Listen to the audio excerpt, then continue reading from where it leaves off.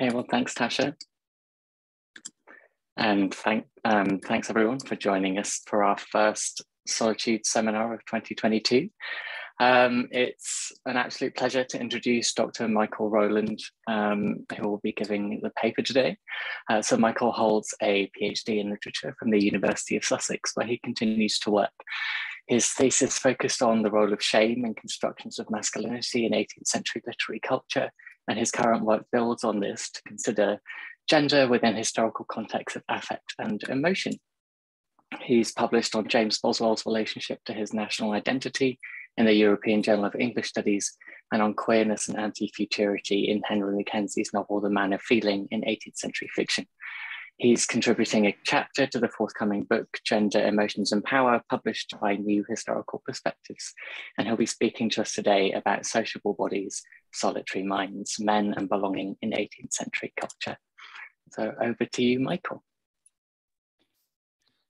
Thanks, James, and thanks everyone for coming. And I hope that this will be relatively interesting and entertaining for you. There we go, as if by magic. I'm not technologically minded enough to have been able to make my PowerPoint work myself. So Tasha has very kindly assisted me in this. So as you can see, my talk is called Sociable Bodies, Solitary Minds, Men and Belonging in 18th Century Culture. And this talk is about many things. This talk is about the solitude that comes upon us when we seek to be sociable. It is about the moments when sitting with friends, moving through a crowd, attempting to please, we find ourselves separate, cut off, disconnected. It is about what is expected of us by others and the feelings we get when we feel we belong and when we feel we connect, when we fail to connect. It is about all of these universal melancholies, these swings and misses. It's also about much more historically specific things. It's about a very particular classed and gendered experience in one geographical location in one century. It is about what it may have felt like to be a young man in his 20s living in London from a bourgeois or gentry background in the 18th century. It is about success and failure. It's about pride and shame. It's about belonging. Slide 2, please. So the young men in question are Dudley Ryder, the son of a Hackney draper, who as a 24 and 25-year-old law student kept a diary. This is obviously not a picture of Dudley Ryder when he was 24, but it's the only picture of him I could find. So you'll have to do with the middle-aged version. And it's also about James Boswell here on the right, the son of a Scottish judge who was a 22 and 23-year-old man of pleasure. He also kept a diary, and this painting is of Boswell from around that age. So this gives you a bit more of an idea of what he looked like, or at least what he hoped he looked like anyway. Despite clear parallels in age, profession and location, they both lived in London at the time of the diaries in question. They were very different men. Ryder was a serious, sensitive and hard-working character, while Boswell was boisterous, mercurial and somewhat dissipated. What the diaries reveal in intimate detail was that both young men reflected on their developing identities, struggled with fitting in, and adhered closely to the masculine values of their time. Slide 3, please. Ever since Jürgen Habermas and others articulated 18th century European cultures as being characterized by the rise of the bourgeoisie and the formulation of the modern public sphere, the dominant reading of this period by scholars has been one of productive, male-oriented sociability. Although this thesis has been tested, challenged and modified, especially through nuanced feminist interventions focused on feminine authorship and domesticity, the Habermasian analysis has continued to permeate much thinking on the period. The analysis holds that early capitalism allowed for the expansion of what came to be called the middle classes and the rise in prestige of the labour these middle classes carried out, namely trade and the professions. Not only their labour, however, but their opinions also came to be valued highly. Habermas calls this the people's public use of their reason. This theory, for all of its simplifications and blind spots, does provide us with starting points in regards to the subject of masculinity in the 18th century, largely because so much writing by, about, and for men of the period rehearses its core messages. that the old hierarchies of church and state have shifted towards capital and commerce, that to make it in this new society, one must be able to present, even promote oneself deftly in company, and that one's identity can and must be shaped to suit society. In his influential book, The Making of the Modern Self, Rowland describes 18th century identity as defined by malleability and positionality. It could be unfixed, potentially changeable, sometimes perceived as double, other times as sheddable, replaceable, or moldable. It can be visualized as a set of positions within which one identified oneself, a set of coordinates or a matrix. As we shall see with Boswell and Ryder, the subjects of this paper, one's position in this matrix, which could be prescribed or adopted, thus allowing for both subordination and agency, was relational. This talk will investigate relationality, figured as sociability and forms of belonging in a capital culture obsessed with display, performance, and idealization of competition and success. I put forward the argument that a society which demands its men live so much in the company of and under the gaze of others must simultaneously be a society which demands its men live inner lives of solitude. Self-improvement, morality, virtuous action, politeness, all these 18th century masculine ideals must be forged in the reflective space of the inner life. And I argue here that the solitude of this inner life is an aspect of contemporary masculine experience, both individually isolating and societally widespread. In my two source texts, I examine different forms of belonging and relationality to the self, to other men, and to women, in order to think through how men of the period understood themselves as men and as social beings. Slide 4, please. The experiences I go on to describe and analyse here arise out of and are informed by the philosophical debates around solitude and sociability that were being had in the late 17th and early 18th centuries, and their interpretations through popular and emergent literary forms, such as the periodical and the novel.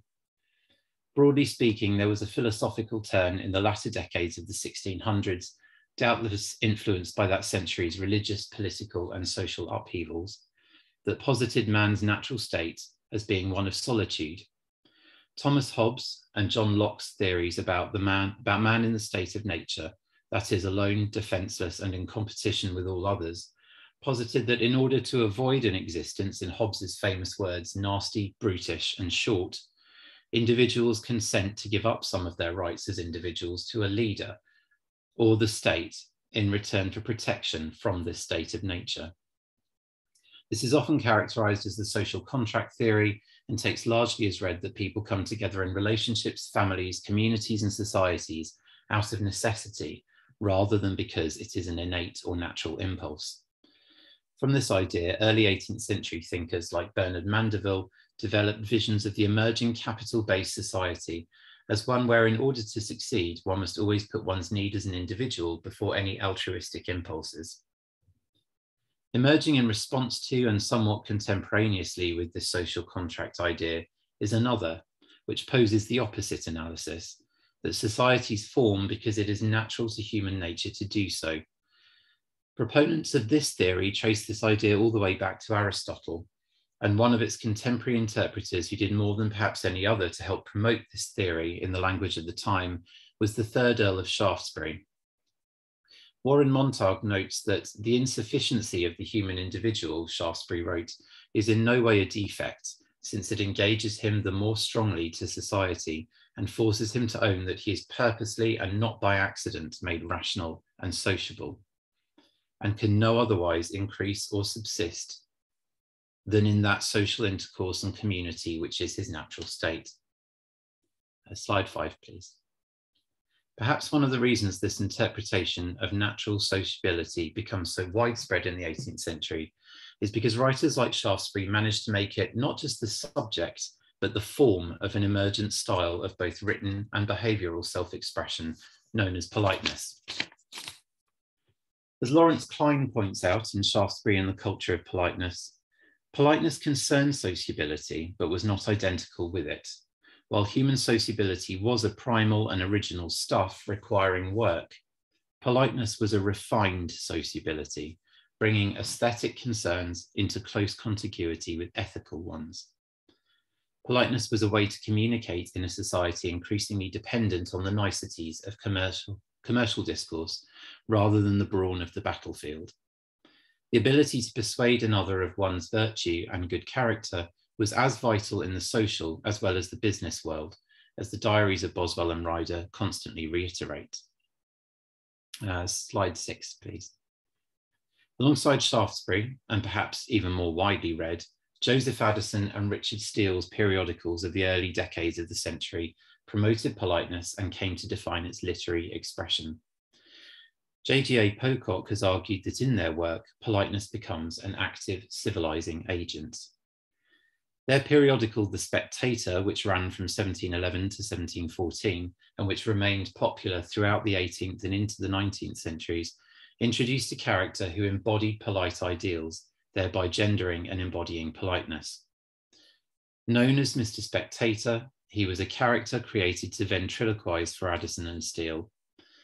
Within the periodical, as a character, he had a select, although varied group of friends, spoke on an infinite number of subjects from dress to the imagination, and had a keen, all-seeing eye. Mr. Spectator is at once a simple character and a complex cultural phenomenon who cast a long shadow on masculine self-construction. He embodied the polite ideal for many men looking for a blueprint for navigating the early capitalist society they found themselves in. Habermas sees text like The Spectator as more complicated than this in terms of the self.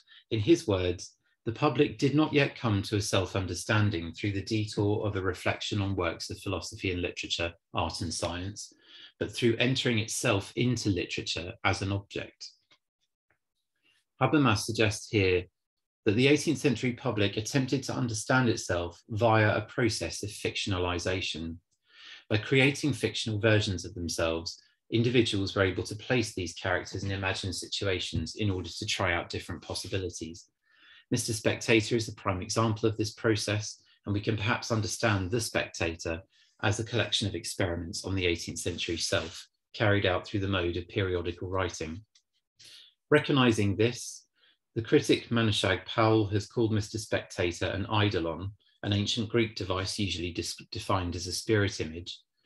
For Powell, the periodical eidolon, as he appears in texts such as The Spectator, foreshadows the middle-class authorial I of the 18th century novel. That's the I as in me. Furthermore, she notes the idea that spectatorship is never merely visual, but thoroughly embodied. To observe empirically, she says, even to do so from the position of a satirizing authorial spectator, involves some acknowledgement of the human body's chaotic multisensory experience, and the need to acknowledge the body as materially gendered. Periodical writing can inscribe empirical observation as a peculiarly sensual affair. What Powell describes as a feedback loop of external stimulation and internal processing, what we might call an affective experiencing of the world. As we see with Boswell and Ryder, spectating upon others always necessarily involves a turning of the gaze back on the self. If so-and-so is polite and refined, how do I measure up? Do I move through a crowd with the grace of this man or the clumsiness of that man? These are bodies that recognize themselves in the bodies of others, and they are bodies that socialize. At the same time, they are bounded by those very same bodies and individuating aspects such as personal taste, biographical details, and different access and relationships to power. There is a limit to how far one can fictionalize one's lived experiences. In their diaries, Boswell and Ryder, both young men keen to develop themselves in the polite style, perform a version of this fictionalization in which the authorial voice attempts to capture the experience of being oneself and seeing oneself simultaneously. When Boswell does well, for example, he likes to recognize the fact, especially by imagining his success through the eyes of others. I could observe people looking at me with envy, he says of one occasion when he is in conversation with the Countess of Northumberland, as a man of some distinction and a favourite of my ladies. Bravo, thought I am sure I deserve to be a favourite. Ryder, ever a more circumspect character than Boswell, likes to mark his successes rather more modestly. Writing about a conversation between himself and a group of friends and acquaintances, he remarks, "I was very well pleased with myself in the share I bore in this conversation, and find I have got over that awe and concern I used to be under in Mr. Iles's company." Mr. Iles is an acquaintance of his. The emphasis on success in both comments demonstrates the importance of doing sociability correctly, of being recognised or imagining oneself to be recognised as belonging.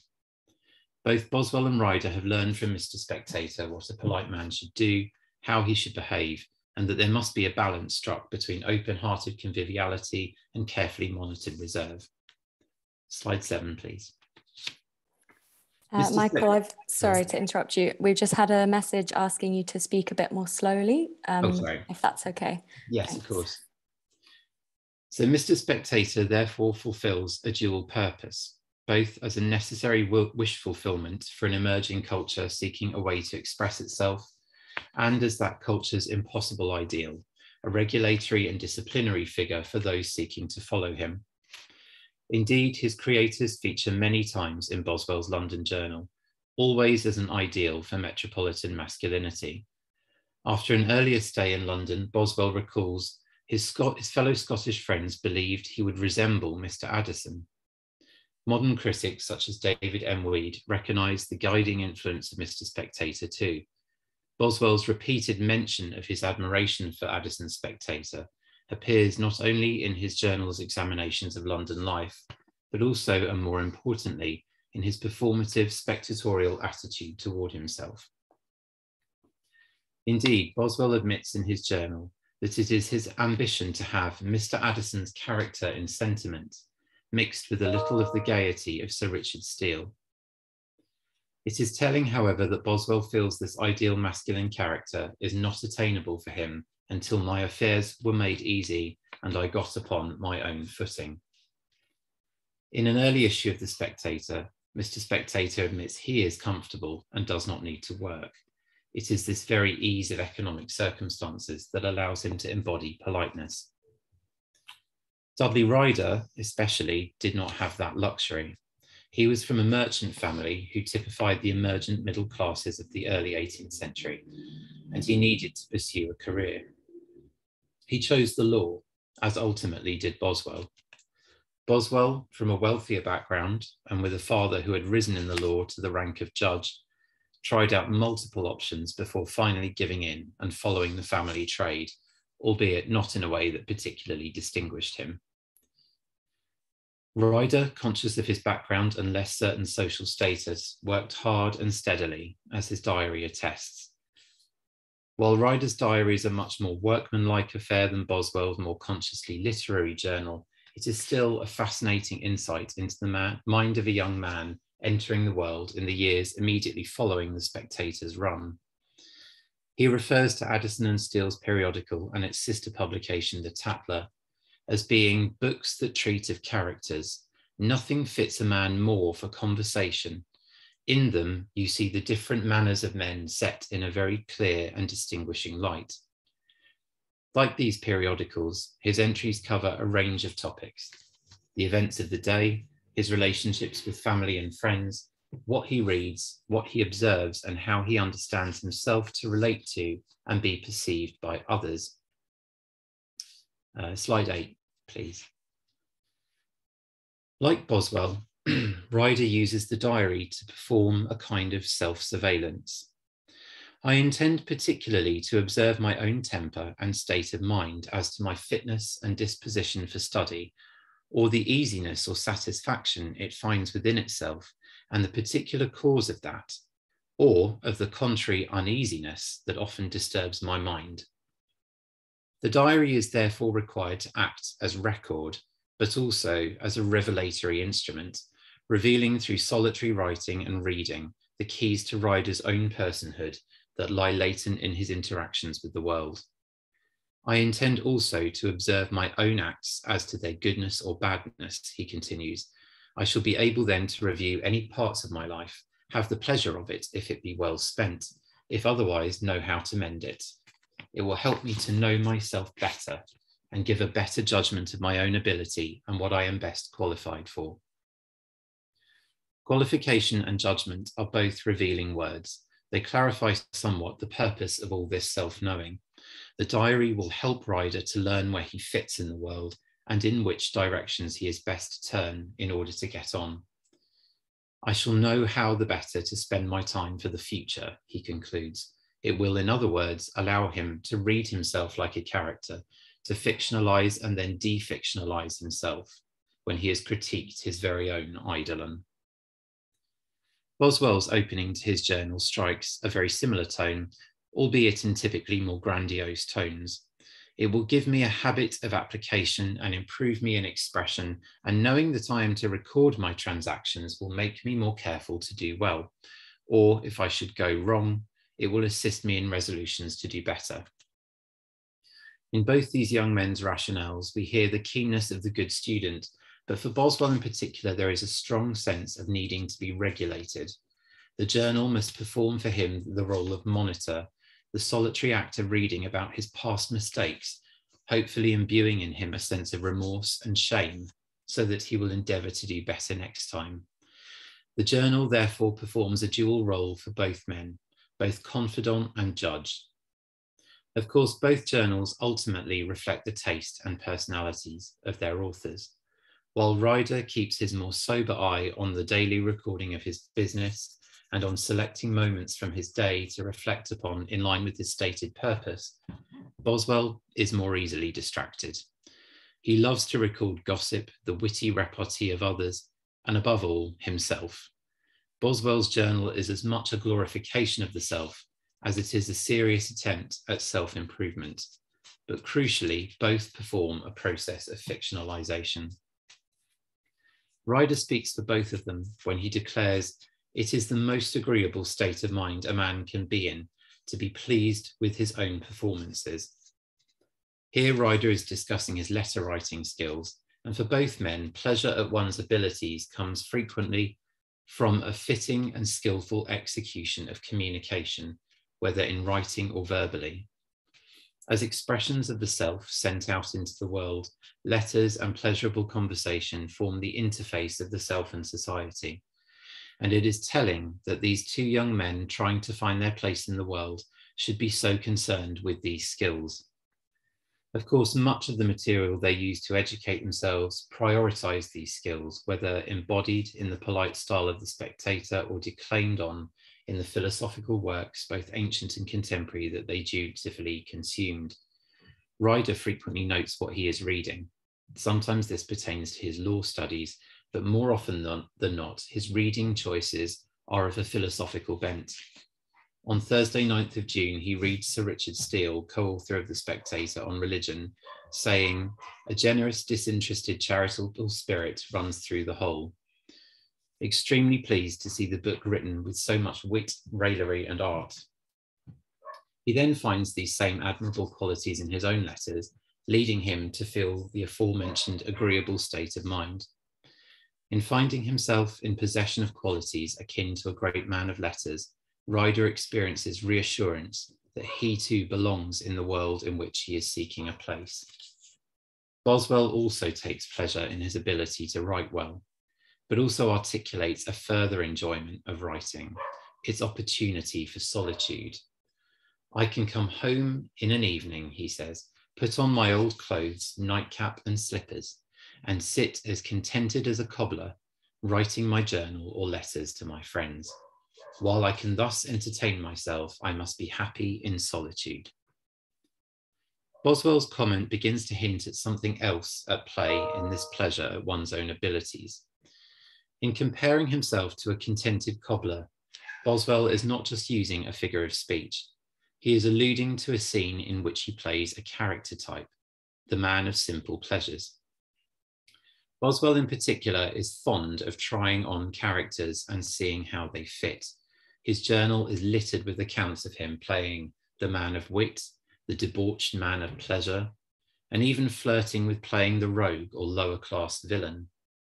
He develops an obsession with the highwayman Macheath from John Gay's play The Beggar's Opera, even finding a real life model in the condemned robber Paul Lewis, who Boswell visits in prison and whose execution, which Boswell witnesses, gives Boswell night terrors.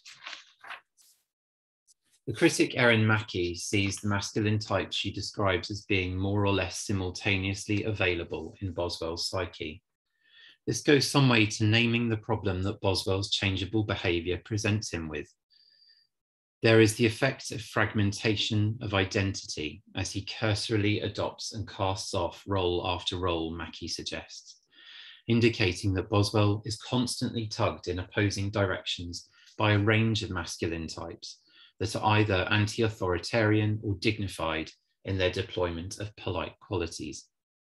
Self-spectatorship, the cornerstone of philosophies of polite sociability, is a practice difficult to enact in lived experience, as Boswell's journal amply demonstrates, and from this develops shame at the failure to live up to the ideal. It is here that fictionalization begins to fail Boswell.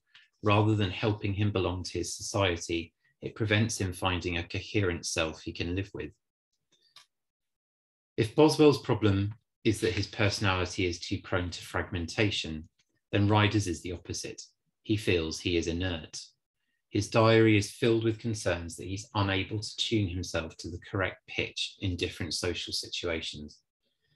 This issue is particularly acute for him in the company of women, as I will discuss later, but it is a concern which haunts many of his social interactions. He observes on one occasion that he is unable to adapt to conversations that turn on matters of fact, and that he cannot keep facts in his head long enough to tell stories. The friends that he finds easier to converse with, he notes, quote, "They have got the art, or rather habit, of introducing subjects of extensive view, matters of speculation that leave room for diverse thought," unquote, and therefore giving Ryder subjects on which to converse and cues on when and how to participate. Ryder admits he cannot start conversations, and his apparent inability to entertain is a constant source of mortification to him. This proved to be a lifelong problem. The editor of his journal, William Matthews, observing, "Dudley Ryder created no great stir in the world. He had numerous acquaintances, but few friends. Throughout his life, he regretted his inability to inspire warm friendships." Slide 9, please. While their journals afforded both men moments of self-congratulation, they were also uneasy mirrors reflecting back difficult realizations. More often than not, these realizations came through reflection in the solitary closet of the mind, but sometimes they came from society, through the observations and reactions of others. Some of these are sharp enough to puncture self-comforting fictions, as when Boswell's friend Eglinton told him that it was very difficult to make me go on right. "Jamie," said he, "you have a light head, but a damn heavy arse.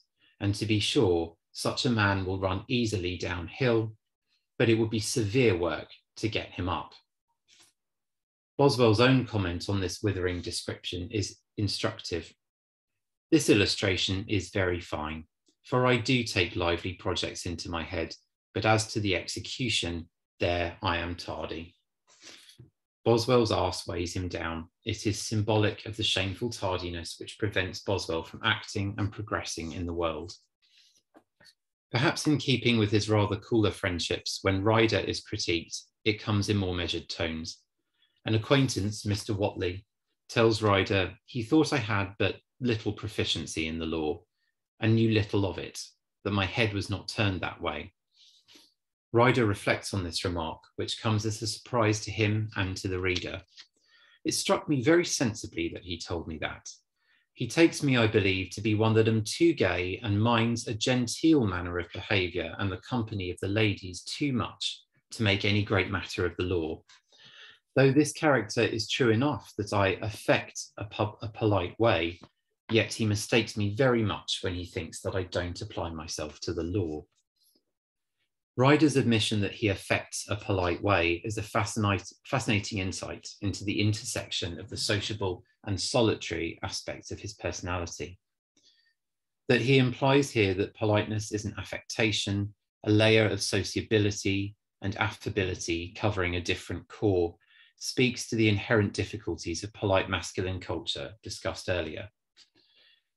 Indeed, it's clear that affecting politeness can mislead others about one's character in ways that are as mortifying in this case as in Boswell's, where his friend's damning description is all too accurate. Attempts to be a Mr. Spectator do not ultimately always lead to the success one is hoping for. Nevertheless, both men participate in the culture of surveillance and spectatorship in their turn.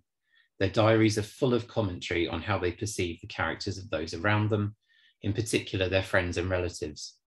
Ryder comments repeatedly on the flaws he perceives in his mother, who he feels is too peevish and argumentative, and he worries about the character of his younger brother, who had previously stolen from the family and who may or may not be in an entanglement with an unnamed woman. For Boswell, it's his father who looms largest in the journal, constitutionally opposite to his stern father, Lord Auchinleck. Boswell is nevertheless reliant on him for an income whilst in London. A previous period spent in London without parental blessing ended abruptly, with Auchinleck coming to London to retrieve him, after which he was confined to live in my father's family and pressed to study law, so that my situation was very unhappy. Slide 10, please. Familial differences aside, it is clear that in his father, Boswell sees something of the man he must become in order to succeed in the world. In June 1763, his friend John Johnston urges him to steadily adhere to a plan of studying the law in Utrecht in the Netherlands, which is a capitulation for Boswell in order to placate his disapproving father. Johnston sets out the consequences of failing to stay firm. If you should fail, it is deceiving your father, and undoubtedly must confirm the world of your unsteadiness and want of resolution. The opinion of the world must not be despised. Whenever one sinks in its esteem, he must be unhappy and rendered useless to his country and friends. The leap Johnston makes from deception of the father to failing one's entire nation serves to emphasize the stakes for masculine self-construction in the period. For Boswell, integrity and solidity were important and essential goals. A man who could not be resolute enough to see through plans agreed with his father could never be trusted to serve his country. Respect and loyalty to other men is here synonymous with that paid to the state. And Johnston reminds Boswell of the ways in which individual men and a nation state were interchangeable. Private character and public acts are never mutually exclusive. Slide 11, please. For Ryder, hoping to embark on a career in the law, finding good examples of public acts in the form of public speaking was a frequent preoccupation. Rather than in the law courts, however, it was the church where he most often went to hear sophisticated oration. On Sundays, he would tour different chapels to hear different speakers, reviewing their performances in his diary. Went to hear Mr. Oldsworth. I don't much admire either his delivery or sermon. Afterwards, I went to hear Bradbury at Salter's Hall. He has a strange way of running over a multitude of texts of scripture without connection or design. He has a most admirable voice and a fluent rolling tongue that everything he says comes off from his mouth very clean and easy. Ryder's remarks on the fluency of men in speech were not reserved for public speaking. He was an equally scrupulous critic of men in private discourse. Of an evening spent with friends and acquaintances, he takes each man in turn and evaluates their manner of speech, what they speak about, how long for, and what this reveals of their character. Mr. Smith, for example, is too apt to be suspicious and fancy everything that is said is done with a design to reflect upon him. He has a habit, Ryder notes, of keeping all the discourse to himself, though he says nothing that is useful, diverting, or improving. Mr. Heathcote has good humour and talks with a great deal of freedom and sometimes good judgment, but gives himself too great a latitude in talking obscene things. He is mightily pleased with Mr. Porter, who is a man of very good sense and thought, while Mr. Whitnam is a little too full of his own opinion and warms himself in disputing for it, that his stuttering grows upon him very much in the dispute. Though the discussion Ryder is describing here takes place in a private group, there is still the sense that all of these men are on display, and their skills in debate and polite conversation, turn-taking, knowing when to yield the floor, regulating emotion, and displaying rationality are all being tested and evaluated. There is not a single mention in this entry of what Ryder says or does throughout this discussion, so that he becomes almost a Mr. Spectator, observing and evaluating, but not participating. Slide 12, please. Although Ryder shows some trepidation among his male peers, he does sometimes triumph, professing himself in a different entry, very well pleased with myself in the share I bore in this conversation. He found conversation with women much harder, however, and his diaries littered with anxiety and disappointment about his ability to entertain or interest women. His struggle to be what he called familiar with them made him an awkward character, and he envied other men their ability to shine in female company. I find I am mighty apt to look silly and a little uneasy when I am in the company of ladies, he observes, while bemused at his cousin's ability to be perfectly free and familiar with them. By this means he comes to be, as I guess, very much liked by them in conversation, though he oftentimes says those things that would be taken very ill from another hand, but by being himself unconcerned at it, and saying it in a familiar way, it passes off well enough. It's in situations with women where his concern to practice polite and rational sociability comes up against a barrier difficult for him to define. He tries to rationalize this difficulty by suggesting that although familiar conversation with women may pass the time away agreeably, he prefers to think that they regulate their esteem of a man rather by the value that is put upon a man by his own sex, though he does not make so gay and pleasant a figure in their company. In other words, women take their cues from men and are impressed by men who are valued by other men. This barrier leaves him in a form of solitude where he feels alienated from those around him and unable to overcome his self-consciousness. The very fact that he says he is mighty apt to look silly in the company of women reminds us of the self-surveillance encouraged in polite masculinity. But here's its pitfall. Too busy imagining what others see when they look at him, he is unable to embody politeness in any viable way. This is highlighted further on another occasion when meeting another woman. I did not behave myself with that ease and freedom of carriage that is becoming. I don't know how. I am mighty apt to be uneasy in the company of strange ladies, and don't know how to compose my mouth, my eyes, or settle my hands or legs. Every part of me seems to be in a restless posture, and I'm at a loss how to dispose of myself. Even when he manages more familiar conversation with women, he is not entirely secure.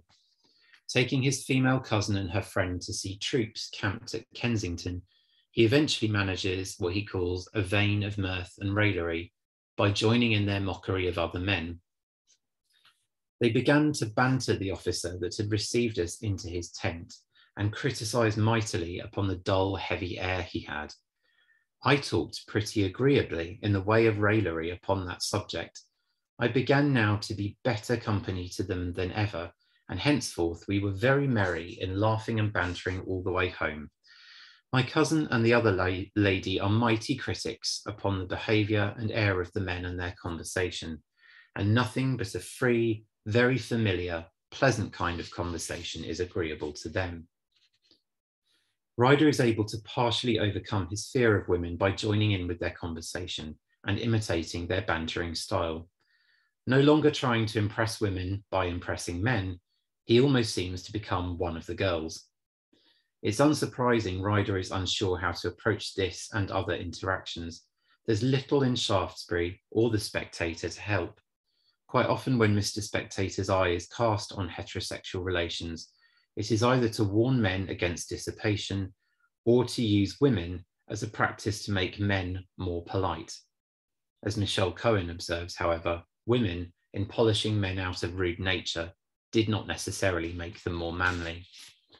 Ryder himself is disconcerted when his companions vexed me 2 or 3 times by their sudden bursting out into laughter and then whispering together. It looked as if they laughed at me. Just as he appears to have overcome the barrier, he finds himself alone again. Slide 13, please. Boswell's relationships to women seem to lie at the opposite end of the scale. He sees himself as a great favourite of the ladies, as demonstrated by his proud reporting of his success with the Countess of Northumberland, who he perceives as being his benefactor in London. This day may show, he writes in the journal, on what a good footing I have the honour to be with this noble Countess, an excellent woman, for whom I have the highest regard and gratitude. Barely 4 months later, however, as his inability to make headway in getting a post in the Guards begins to frustrate him, Boswell blames the Countess. This woman, who seemed to be so cordially my friend and promised me her good offices so strongly, is, I fear, a fallacious hussy. Boswell's strong language, aimed at women of higher social rank, shows in strong relief something that forms a pattern elsewhere in Boswell's relations with women, namely a habit of displacing his humiliation onto them. This also becomes clear in his relationship with an actress he refers to as Louisa. After a passionate affair, Boswell discovers he has gonorrhea. Deciding that she has deceived him, Boswell deflects the shame of his condition onto her, referring to her as a strumpet, a jilt, and a most consummate dissembling whore. He records the confrontation he has with her in his journal as a stylized stagey denouement, complete with asides. Afterwards, he compliments himself as having behaved with a manly composure and polite dignity that could not fail to inspire an awe. In his attempt to protect his sense of belonging to his own ideal of masculinity, Boswell moves to reassert his mastery over a woman who he believes has deceived him. He does this, he tells himself, by inspiring awe in response to his perfect performance of polite masculinity, creating for himself yet another convenient fiction. Last slide, please.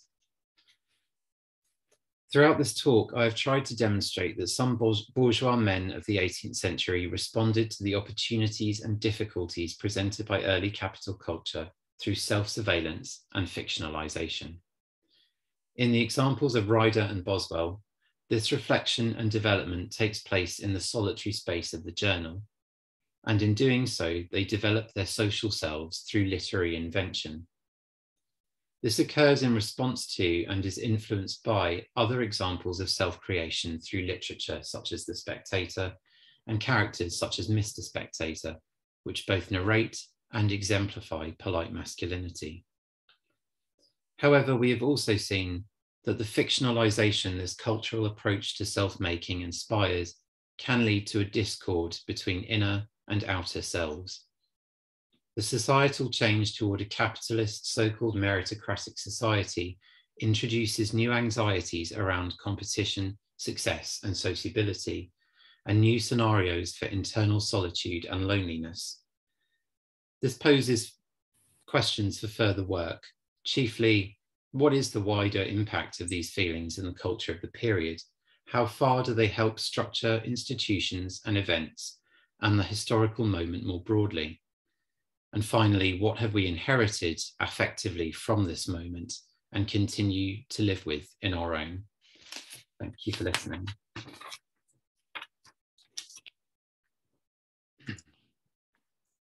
Thank